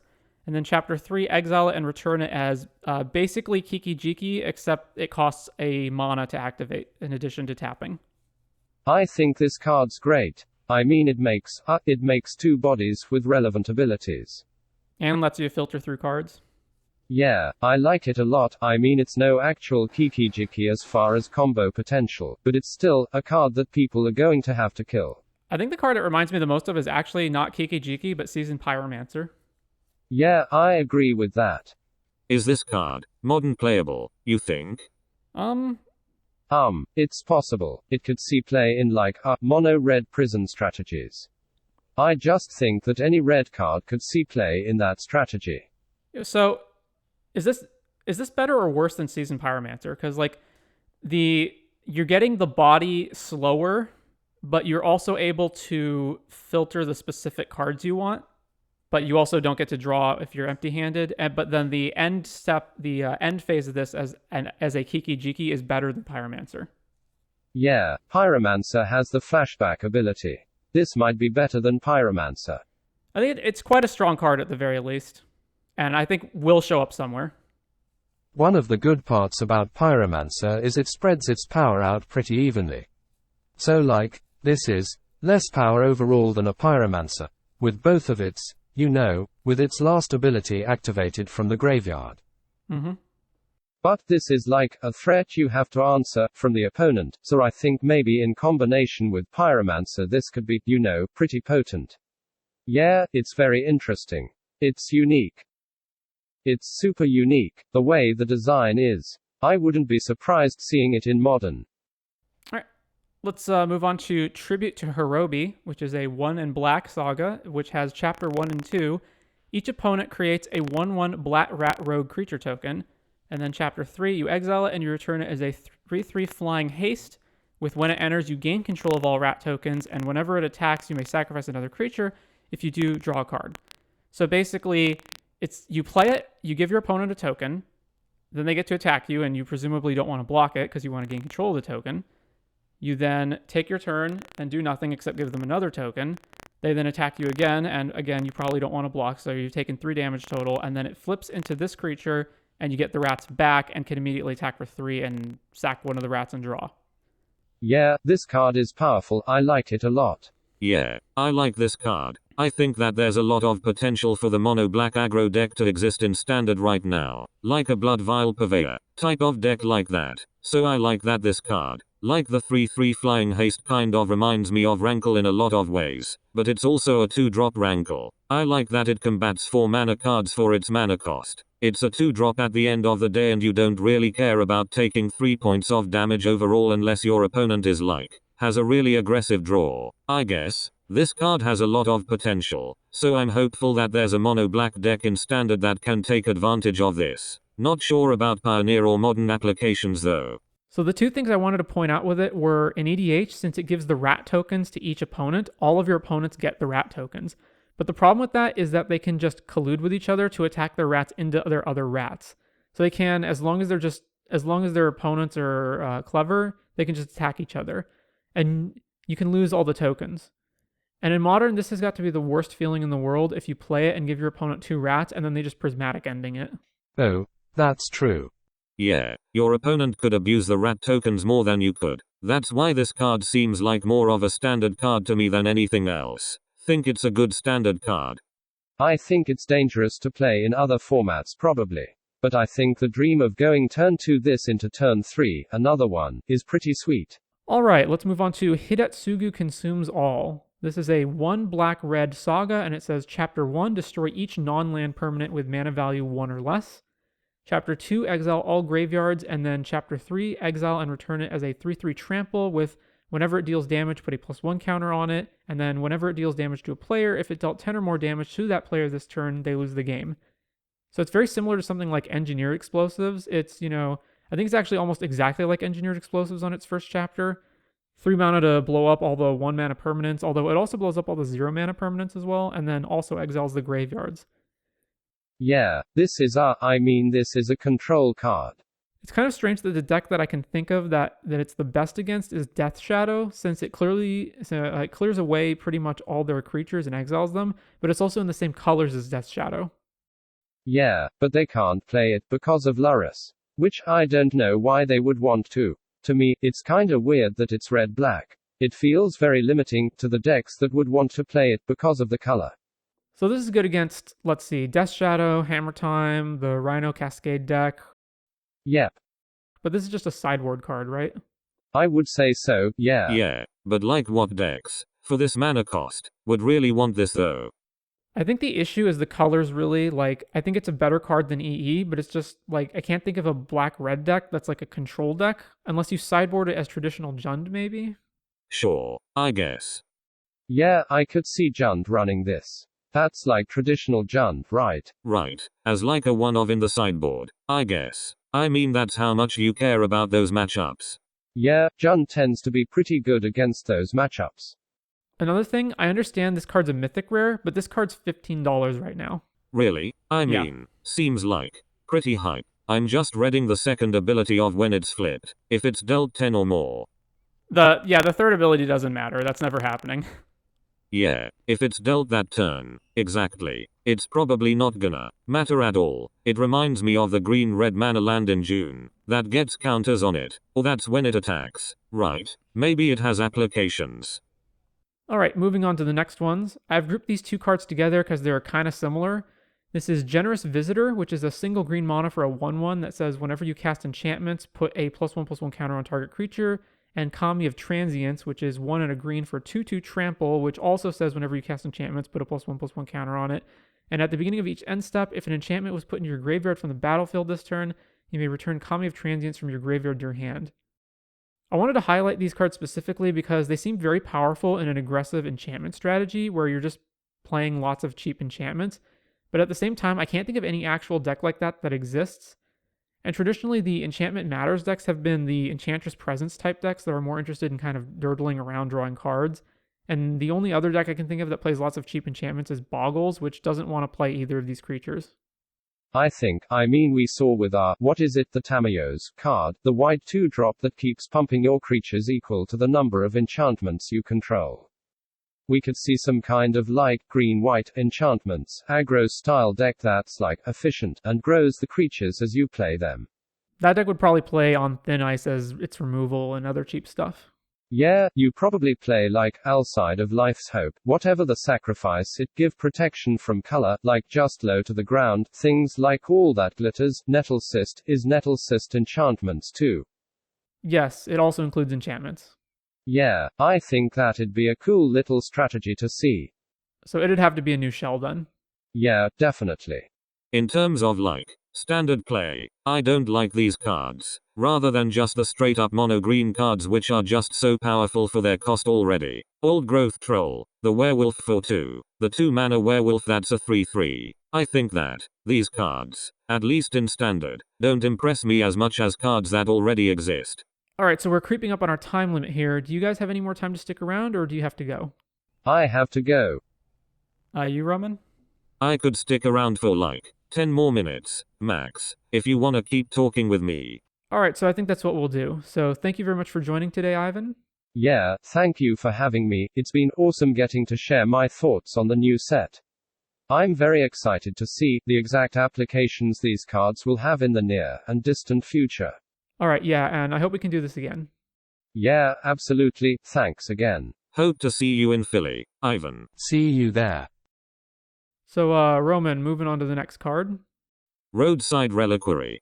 Roadside Reliquary, which is a colorless land that taps for colorless, or you can pay 2, tap, and sacrifice it. You draw a card if you control an artifact, and you draw a card if you control an enchantment. So the obvious benefit of this is that it's a land that could potentially draw 2 cards. The downside of it is obviously that it's a colorless land. You need to control an artifact and an enchantment. So the best 2 ways I can think of doing that are, there are Urza Saga decks where Urza Saga is an enchantment, but it's also in decks that have lots of artifacts. There's Hammer Time, which plays Urza Saga, but also plays Sigarda's Aid, which is also an enchantment, as well as Hardened Scales, which is an enchantment. It's full of a deck full of artifacts. And outside of that, there's the food decks, which sometimes play Trail of Crumbs, which is an enchantment that makes a food token, so it's an enchantment and an artifact. Overall, I think it's going to depend on how they can manage to play a colorless land, because a colorless land also competes with any other pre-existing colorless land that's better at all. So like that's the issue, because Hardened Scales and Hammer Time are playing Urza's Saga and Inkmoth Nexus, which is 8 copies of colorless lands already. Yeah, and you don't want to dilute the color producing for the spells you actually need to cast. That's why I'm a little skeptical on this one. You have to pay 3 total just to potentially have a divination. The cost is a little much for modern formats. Maybe Pioneer. I think in like the blue-white Ensal decks, you have Ensal. I feel like in Pioneer there's been a lot more room to play around with what lands produce colorless like this. This land's not an artifact, but in those decks you have Ensal and a bunch of artifacts. So maybe that's more of an application than the modern one since it's so restrictive on the mana cost. Yeah, I think the biggest issue is not even the needing to have an artifact and enchantment, it's just that it's a colorless land and it's competing with so many other colorless lands. I think this card. I'm actually curious how this card will play in Limited too. Green, white and black, white are like the Enchantment Matters decks. But like, how much can you dilute your mana base by playing one of these? I think one could be totally fine in Limited, but depends on the mana. This one I think has potential. Alright, let's move on to the next cards. I wanted to highlight these. This is the Invoke Cycle, which is a series of instants and sorceries, mostly sorceries, only one of them is an instant, that all cost 5 mana, and they are unique in that they have 4 of specific color pips in their cost, so like 1 white, white, white, white. Yeah, these cards are so expensive.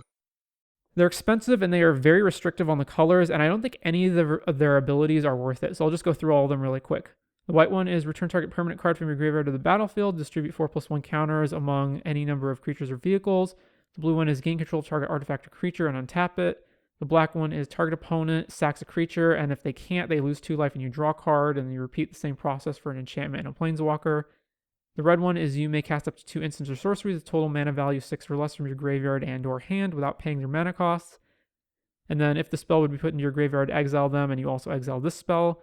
And then the green one is you make 2 4/5 tokens that each have your choice of either Vigilance, Reach, or Trample. I think these cards, first of all, are just for standard, but even in standard they are so restrictive. I think they're not only restrictive, but are these effects even necessarily worth it for 5 mana?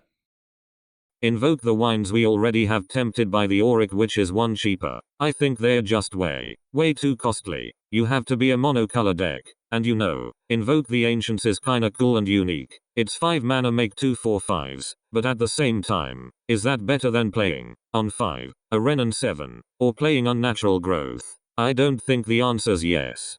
The only one I saw as having any potential is the red one, since you can cast the free suspend spells off of it, so I'm trying to think, can you use this as an instant speed way of grabbing like 2 Crashing Footfalls out of your graveyard? But even then, Finale of Promise is already a card in Modern that doesn't see play in the deck. Right. I think these cards are just way too expensive to see play in any format. The cost is so high. Alright, let's move on from there. We have Kaito Shizuki, which is one of the first cards that was previewed from the set. It is a 1 blue and black planeswalker with 3 loyalty. At the beginning of your end step, if Kaito entered the battlefield this turn, he phases out. So basically, the first turn after you play him, your opponent can't get rid of it. It has +1, draw a card, then discard a card unless you attacked. -2, create a 1/1 unblockable ninja token. And then -7, you get an emblem with whenever a creature you control deals combat damage to a player, search your library for a blue or black creature card and put it onto the battlefield. I'm curious if this card can make blue-black rogues be decent in Pioneer. So let's assume best case scenario. You attack with some kind of creature, you play this, you draw a card, you don't discard anything since you attacked. And since you attacked, presumably you don't have any blockers, but your opponent can't kill it because it phases out, and then you get to untap and now have your choice of making a token or drawing another card. But if you don't have a creature that can attack, then it's 3 mana and you loot twice or loot and make a 1/1. I'm trying to think of applications this could have. In standard you have, I'm blanking on the name, but there's that blue-black merfolk from Zendika Rising. That one has ninjutsu, essentially. Oh, like the 4 mana one, or it comes in for 4? It's a 5 mana 4/4, and the ninjutsu is like 2 blue-black. I could see that potentially. This planeswalker has cool evasion the turn you play it, so it doesn't automatically get killed by attacking or something. I don't think it's a good enough card, but it's definitely interesting, and also it's another 3 mana walker that can draw cards, so it can get there maybe. Yeah, I'm kind of curious if there's a blue-black deck in Pioneer with all the rogues that have been printed over the past couple years like Thieves Guild Enforcer, and you have the one from Zendika Rising, the 1/3 Lord. Yeah, you have evasive merfolk that have flying so you can keep drawing cards with Kaito. I feel like this card would have been really good if it was printed a year ago. I'm not sure, in the current standard format, if we have enough rogues or things to make it work. I could see this having historic or pioneer applications. Alright, moving on. Yeah, I have time for one or two more. Do you want to wrap it up with the Planeswalkers? Sure, you want to just jump forward to the Wanderer? Yeah, the Wandering Emperor. Okay, so the Wandering Emperor is 2 white for a Planeswalker that has no subtype. It is 3 loyalty, it has flash, and as long as the Wandering Emperor entered the battlefield this turn, you may activate her loyalty abilities anytime you could cast an instant. She has +1, put a +1 counter on up to 1 target creature. It gains first strike until end of turn. -1, create a 2/2 white samurai creature token with vigilance. And -2, exile target tapped creature, you gain 2 life. So presumably you're playing this in a traditional like blue-white control deck, and you're using it as a threat that's also a removal spell that you can flash in. So either your opponent does nothing on their turn or nothing that you care about, and you flash this in and make a token, or your opponent attacks, and you flash this in and exile their creature, and then untap and I guess probably make a token, or if you exiled something on the previous turn, you plus it so it doesn't die. My issue with it is, while I think it definitely has a certain power level, if you compare it to other 4-mana threats that you're playing in your control deck, like this just pales in comparison to something like Jace the Mind Sculptor. But even if you don't compare it to that and you just say, okay, well, it's a flash threat and there's also, it's a thing that sticks around, is this any better than something like Subtlety, which is also a flash threat that sort of answers another threat from your opponent and then has a body stick around? And Subtlety is not a card that blue-white control decks are main decking. Yeah, I think this card is more of a standard card than anything else. It seems interesting, where it could have applications in standard control decks where you're playing a way to kill attackers at instant speed, or just make tokens. I think the problem is the plus ability is not really good in control decks. Although I do like if you make a samurai and then start +1-0ing with this. The samurai does have vigilance, so you'll have something still to block with at least. But I think power level wise, because of the mana cost, I think overall this just seems like more of a standard card. Alright, do you have time to go over Tamiyo? Yeah, let's look at Tamiyo real fast. Okay.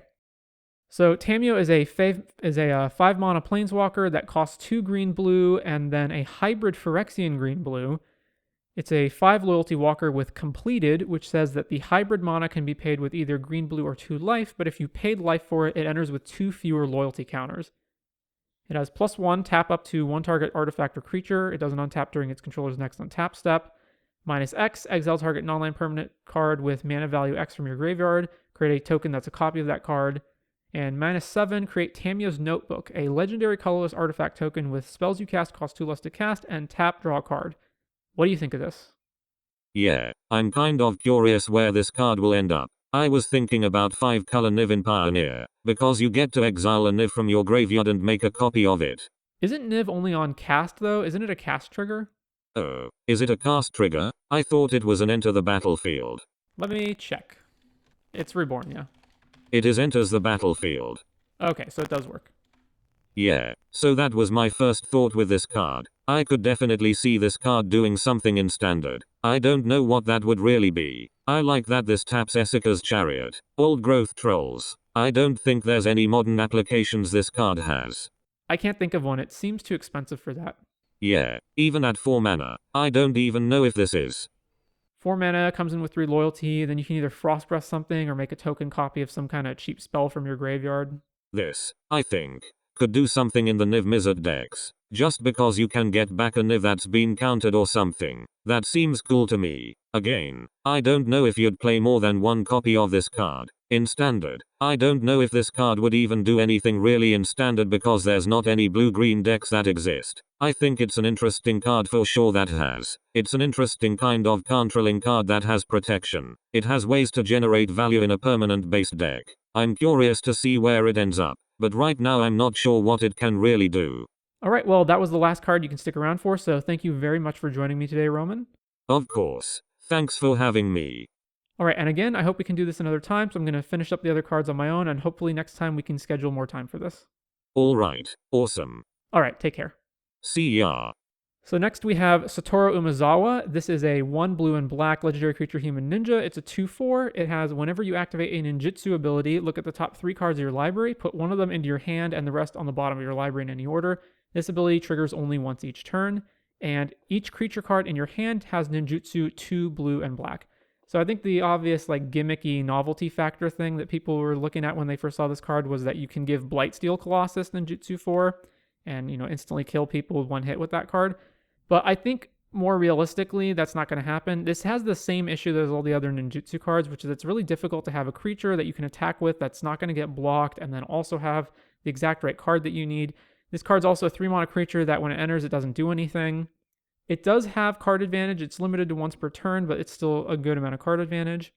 I think it's interesting that, so in EDH, you have Yuriko as the ninja commander of choice, and that card is much better than Satoru, but that card's also a bit boring in that you're kind of just doing the same thing every game. You're just casting some variation of Time Warp and then just hitting people over and over, whereas Satoru Umezawa, even though it's not as powerful, it's more interesting to build around. There's other things to do with it.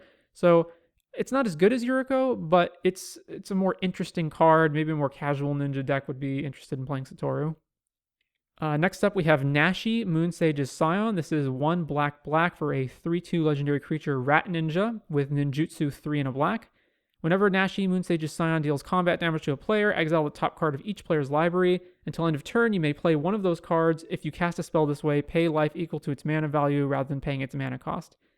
So it's a black creature. Maybe you can get a card every turn. You pay life for it instead of having it. So it's kind of reminiscent of Dark Confidant, but you cast the card rather than just getting it. But it still has the same issue as Satoru and all the other ninjas, which is that you got to ninja this in. It's, again, a 3-mana creature. When it enters, it doesn't do anything. You have to have a creature that can attack, and then you're paying 4 to ninja this. What if they just kill it in response? You spent your whole turn paying 4 for nothing and bouncing the creature you already had in play. So it's definitely powerful. It's doing a powerful effect, letting you cast spells for, quote unquote free, but it's still got that same issue. So could this show up? Maybe. I don't think so, but it has an effect that is good enough for it to have shown up. All right, next we have Colossal Skyturtle. This is a 4 green and blue 6/5 enchantment creature turtle with flying and ward 2, and then it has channel. It has 2 different channel abilities. The first is 2 and a green, return target card from your graveyard to your hand, and then 1 and a blue, return target creature to its owner's hand.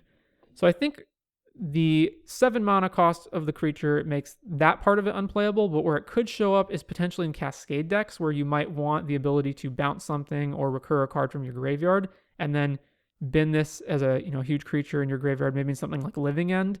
I don't know if that's better than the normal just cycling creatures that draw cards, but this does give you an answer to stacks pieces, other things that you might want to bounce. It's another way of recurring another Cascade card if you're drawing later in the game and don't have a Cascade card in your hand.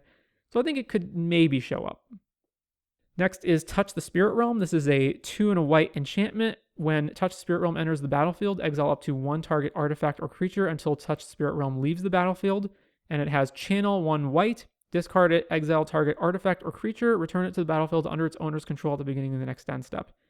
So I think it's sort of a modal O-Ring / Ephemerate, and while it's definitely worse than either of those 2 cards, and O-Ring hasn't really been a playable card for a really long time, it sometimes shows up in like Enchantress decks, but for the most part it's not playable, and this is even more restrictive than O-Ring because it can't hit any type. It is interesting that it's a blink effect and a removal spell, and one of the problems with Ephemerate is that you can have situations where you draw where you're in the top deck mode and you draw Ephemerate later in the game and you have nothing to blink it with, and then Ephemerate is just a dead draw, whereas this is always a removal spell even if you don't have anything to blink. So maybe it could show up there. I really doubt it would replace Ephemerate since Ephemerate is just so efficient, but maybe it could show up as like an additional part of that, or maybe if there was a blink deck that also wanted enchantments or also wanted removal. So this card's interesting. All right, next up we have Tameshi, Reality Architect. This is 2 and a blue for a 2/3 legendary creature Moonfolk Wizard. It says, whenever 1 or more non-creature permanents are returned to hand, draw a card. This ability triggers only once each turn. And X white, return a land you control to its owner's hand. Return target artifact or enchantment card with mana value X or less from your graveyard to the battlefield. Activate only as a sorcery. So obviously this has some kind of an uphill battle because it's a 3 mana 2/3 that can get bolted, doesn't do anything when you play it, but it does have card advantage that is built right into the card because you can bounce your own stuff to trigger it to draw more cards. And where this is really interesting is that you can start to pay just the single white mana and return 0 mana cards from your graveyard. So the ones that come to mind immediately are things like Urza's Saga, Lotus Bloom, and Mishra's Bauble. and you can keep recurring value in that way. It does have the problem of it will make you start to fall behind on tempo because you're bouncing your own lands, but if you played this card in something like, let's say, Amulet Titan, you could use Azusa and Rite of the Elysian Grove to offset that. So maybe you can, bounce your own land and return a thing, and then just Azusa, play the land back immediately. It's also interesting in that it can bounce your lands, and Amulet Titan's already a deck that wants to bounce its own lands. You can bounce your Valakuts, you can bounce the Sagas that you already have in play. So there's a lot of applications to this. If this does show up in Modern, I think Amulet Titan's the most likely place for it. Will it show up there? I'm not sure. But it's, again, a powerful card, can draw cards, can recur things from the graveyard, so it's interesting. Next up is Banishing Slash. This is a white sorcery that says destroy up to one target artifact, enchantment, or tapped creature. Then, if you control an artifact and an enchantment, create a 2/2 white samurai creature token with vigilance. So, on the best case scenario side of the card, it's a 2-mana removal spell that's flexible and can hit multiple types and creates a token. Now, realistically, it has a lot of restrictions. The creature that you target has to be tapped. It costs double white. It's sorcery speed. In order to get the token, you need to control an artifact and an enchantment. And I don't see a lot of really good places that this could show up, but it's very interesting that it's such a flexible card and such a good rate for how cheap it is. I'm not sure where this would show up, if anywhere, maybe blue-white control or something, but again, pretty interesting card. I don't think we've really seen much of any cards like this before. It's just like a very, very good charm in that sense. I think if anything holds it back, it's going to be the double white pips, making it just too difficult to cast. Next up, we have Kodama the West Tree. This is a 2 and a green for a 3/3 legendary creature spirit with reach. Modified creatures you control have trample, and modified creatures are ones that are either have equipments or auras attached to them, or they have counters on them. And then it says, whenever a modified creature you control deals combat damage to a player, search your library for a basic land card, put it onto the battlefield tapped, and then shuffle. So I think immediately this card has a problem where the two abilities that it has do not really go together, where it's saying that you want to play lots of cheap creatures so that you can have them all in play when you play Kodama and then immediately attack your opponent and trigger and get a bunch of lands, but that means you're playing a bunch of small aggressive creatures as opposed to a deck that wants to land ramp a whole bunch. So right there's already an immediate tension where the abilities are not working together. Then you got to think, what decks can this actually go into? So you want modified creatures. So you're going to want Hammer Time, Boggles, Hardened Scales. These are decks that probably, again, they don't want this card. They don't care about ramping. They don't care to have this card take the space of another card that's in their deck that could be better. So if we ignore the traditional competitive formats like that, what about EDH? What about Kodama the West Tree as a commander? Again, the problem is that when you look at the small modified creatures, you're typically looking at creatures that have 1/1 counters on them. And the only creature I can really think of that is good, that it's cheap and has counters on it, is Walking Ballista. And then after that, you're playing just a bunch of dorky, modular creatures that are 1/1s. And the other problem is that even if you go that route, you have the issue of there are other mono green commanders that are better ramp commanders than Kodama. So like Selvala Heart of the Wilds or Yisan the Wanderer Bard are just far better mono green commanders than Kodama. Now, if you don't care about that and you just want to play some kind of janky, casual, modified creatures deck where Kodama's ramping you with a bunch of basic lands, that's fine. But in terms of its power level, it's just dwarfed by those other cards. Next, we have Spirit Sister's Call. This is a 3 white-black, so 5 mana enchantment that says at the beginning of your end step, choose target permanent card in your graveyard. You may sacrifice a permanent that shares a card type with the chosen card. If you do, return the chosen card from your graveyard to the battlefield, and it gains, if this permanent would leave the battlefield, exile it instead of putting it anywhere else. The first thing that came to mind is that you can use it to sack itself and get a bigger enchantment back from your graveyard, something like Omniscience. The problem with that is that there already exists a card that has the exact same cost called Obsidiot's Aid, which is a sorcery that's also 3 white and black that says return target permanent card from your graveyard to the battlefield. So clearly, the ability to return something like Omniscience is not good enough, otherwise this would already be seeing play. So the next idea would be, okay, do you not use this to abuse something like Omniscience, but you use it as more of a value generating engine because this keeps triggering every end step and you can keep sacking things and bringing different permanents back into play. That could maybe be good enough, but the problem is, again, that this is a 5-mana enchantment. And being a 5-mana enchantment, it has a really steep cost that needs to justify itself. And white and black are the colors you would typically see in something like an Esper Control deck or maybe like Smallpox, and these decks are not really interested in this card. But it is worth mentioning as sort of a value engine that could potentially see play. It's just being 5 mana really puts it out of reach for seeing play for the most part. Next, we have Experimental Synthesizer. This is a 1 mana red artifact that says when it enters or leaves the battlefield, exile the top card of your library. Until end of turn, you may play that card. And then it also has 2 red, sacrifice it, create a 2/2 white samurai creature token of vigilance, activate only as a sorcery. I think that second ability of the samurai part is just kind of a little bit of extra text. You're probably not going to use that much. What I see this card used more for would be a cheap artifact that you can play in artifact-based strategies that generates a card advantage because it can exile 2 cards when it enters and leaves. So I see this being played in something more like an Oswald Fiddlebender deck or maybe a Thopter Foundry deck where you can play this to generate a card later in the game. You can very cheaply sack it to some other ability that you already wanted to sack stuff for and then generate another card that you already wanted. So it's for a long time since Arkham's Astrolabe has been banned, there has not been a good option for a 1 mana artifact that comes down and produces card advantage. So this would be the next option. So again, something like Oswald Fiddlebender, Thopter Foundry, Goblin Engineer deck, something that would already want a cheap artifact that can produce card advantage and then can cheaply sacrifice it to get the second card out of it. Next, we have Discover the Impossible. This is a 2 and a blue instant that says look at the top 5 cards of your library, exile one of them face down, and put the rest on the bottom of your library in a random order. You may cast the exiled card without paying its mana cost if it's an instant spell with mana value 2 or less if you don't put that card in your hand. So right off the bat, this only gets instant spells. All of the no mana suspend cards are all sorceries, so this does not work with those cards. The next question would be, what exactly do you want to do with this? Because on rate, this seems worse than other cards that you would already play in something like Storm, where Pieces of the Puzzle, for example, is a 3 mana sorcery that can find you 2 cards as opposed to only 1 card. Or if you wanted to look at the top 5 and pick a specific card, you have, I think it's See-Through Depths or one of those other arcane spells that's 2 mana, and you look at top 5 and pick one of the spells in there.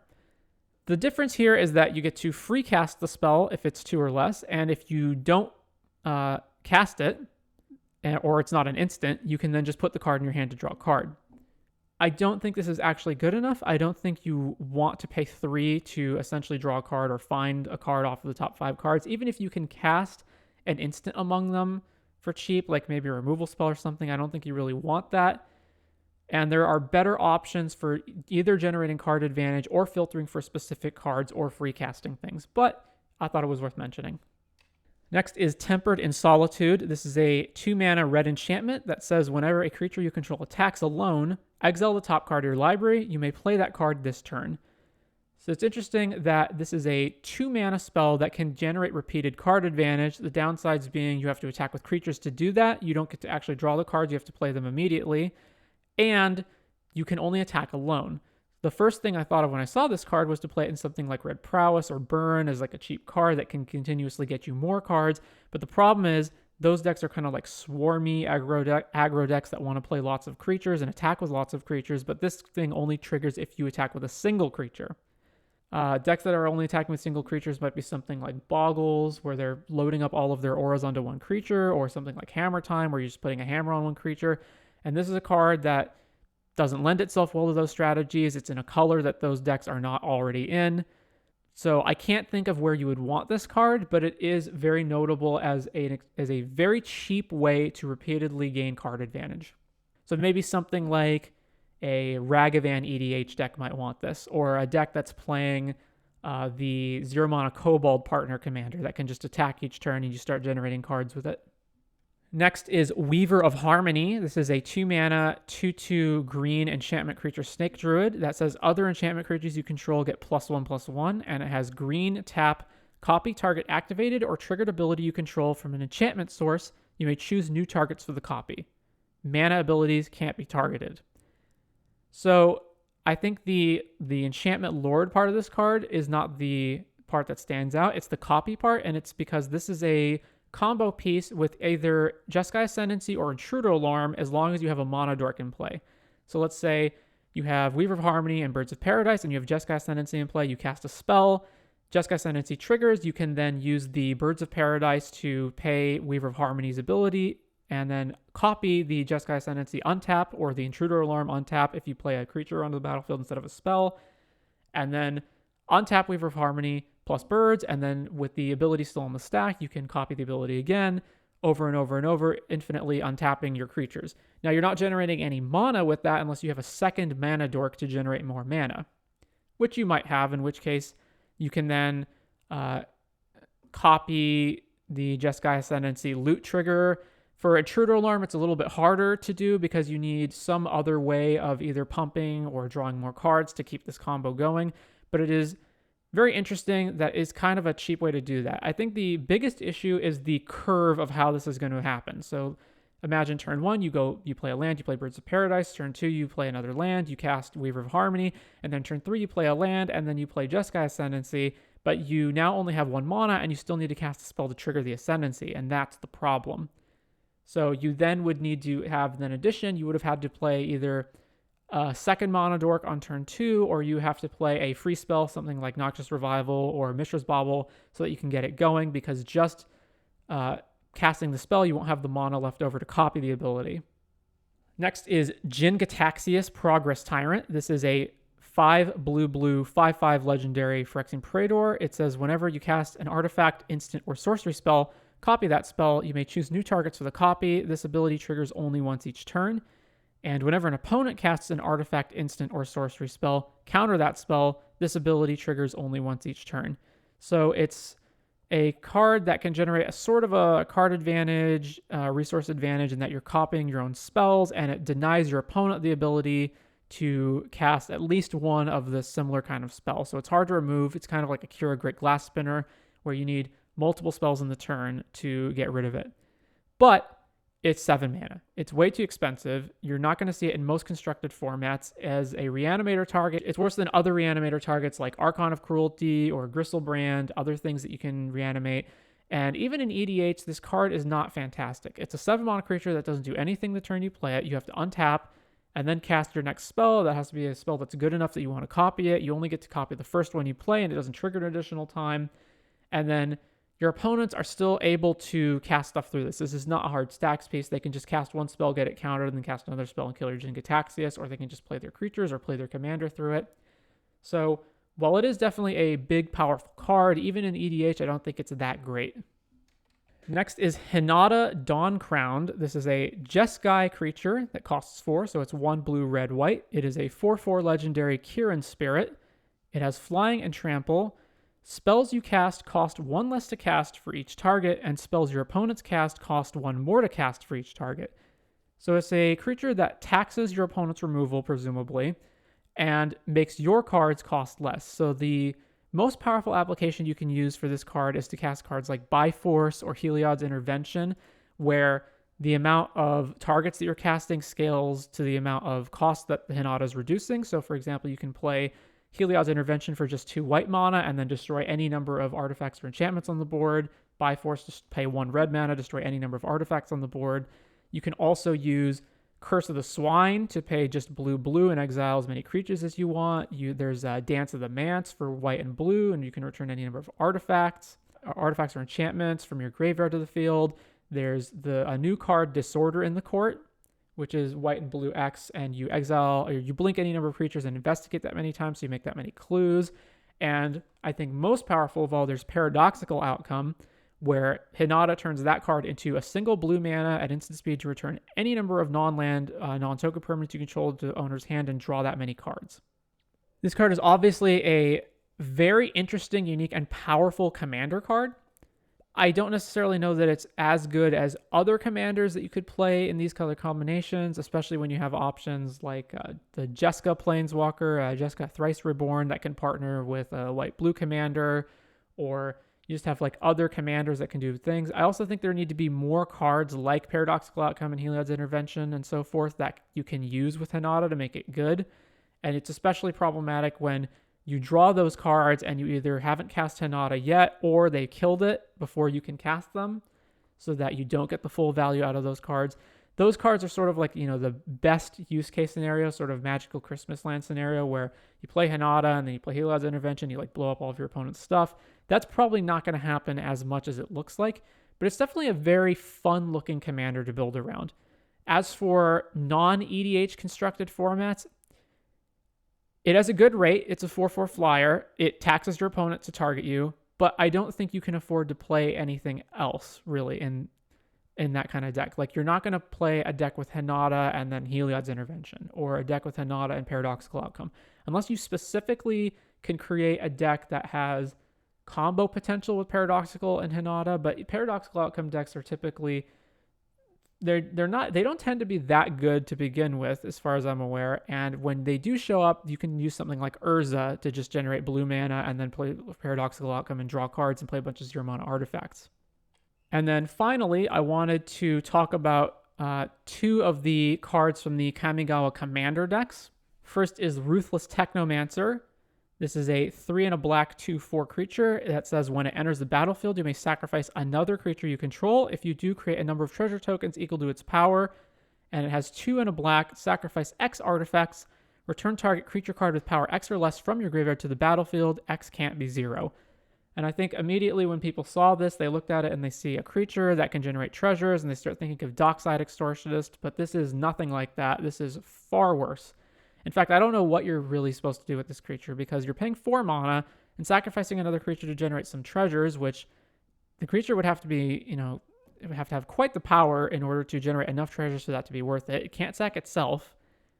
And then you're losing resources because you're sacking the creature. If usually the disposable creatures that you want to sacrifice are things like random tokens that are 1/1s that don't matter, but here you need a creature that has high power so you can generate enough treasures for it to be valuable to sack that creature.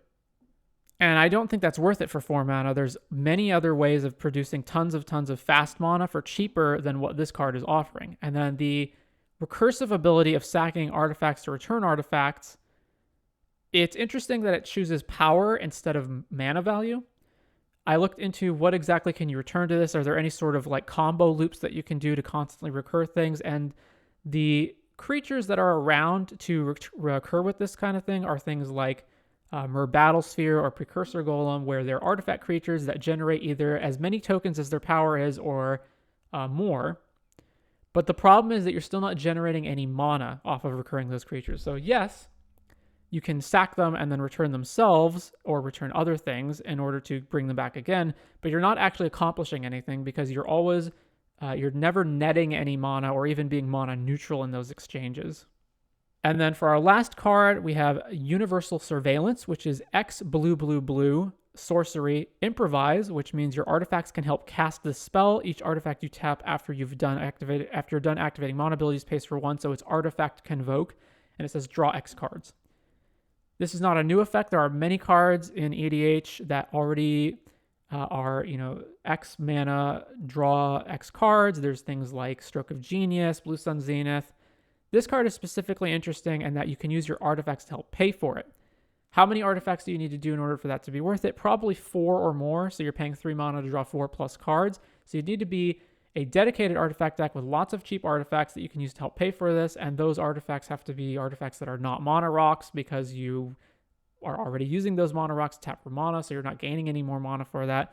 So maybe an Urza deck or something like that that's playing lots of cheap artifacts to help enable this. But definitely you can draw a lot of cards with this. It's just a matter of, is this better than the kind of cards that we've already had that do things like this, such as Stroke of Genius and Blue Sun Zenith? All right, so that was our set review for Kamigawa with a little bit of Kamigawa Commander cards thrown in there. We focused on a lot of different formats. I want to thank Ivan and Roman for joining me today, and I hope next time that we have more time, we can schedule some more time for them so they can stay on for the entire podcast. But thank you very much for listening. I plan to keep doing these. I'm not sure what our next one will be on. Almost certainly the next set review. Anyways, thank you very much for joining me, and have yourself a great time playing Magic.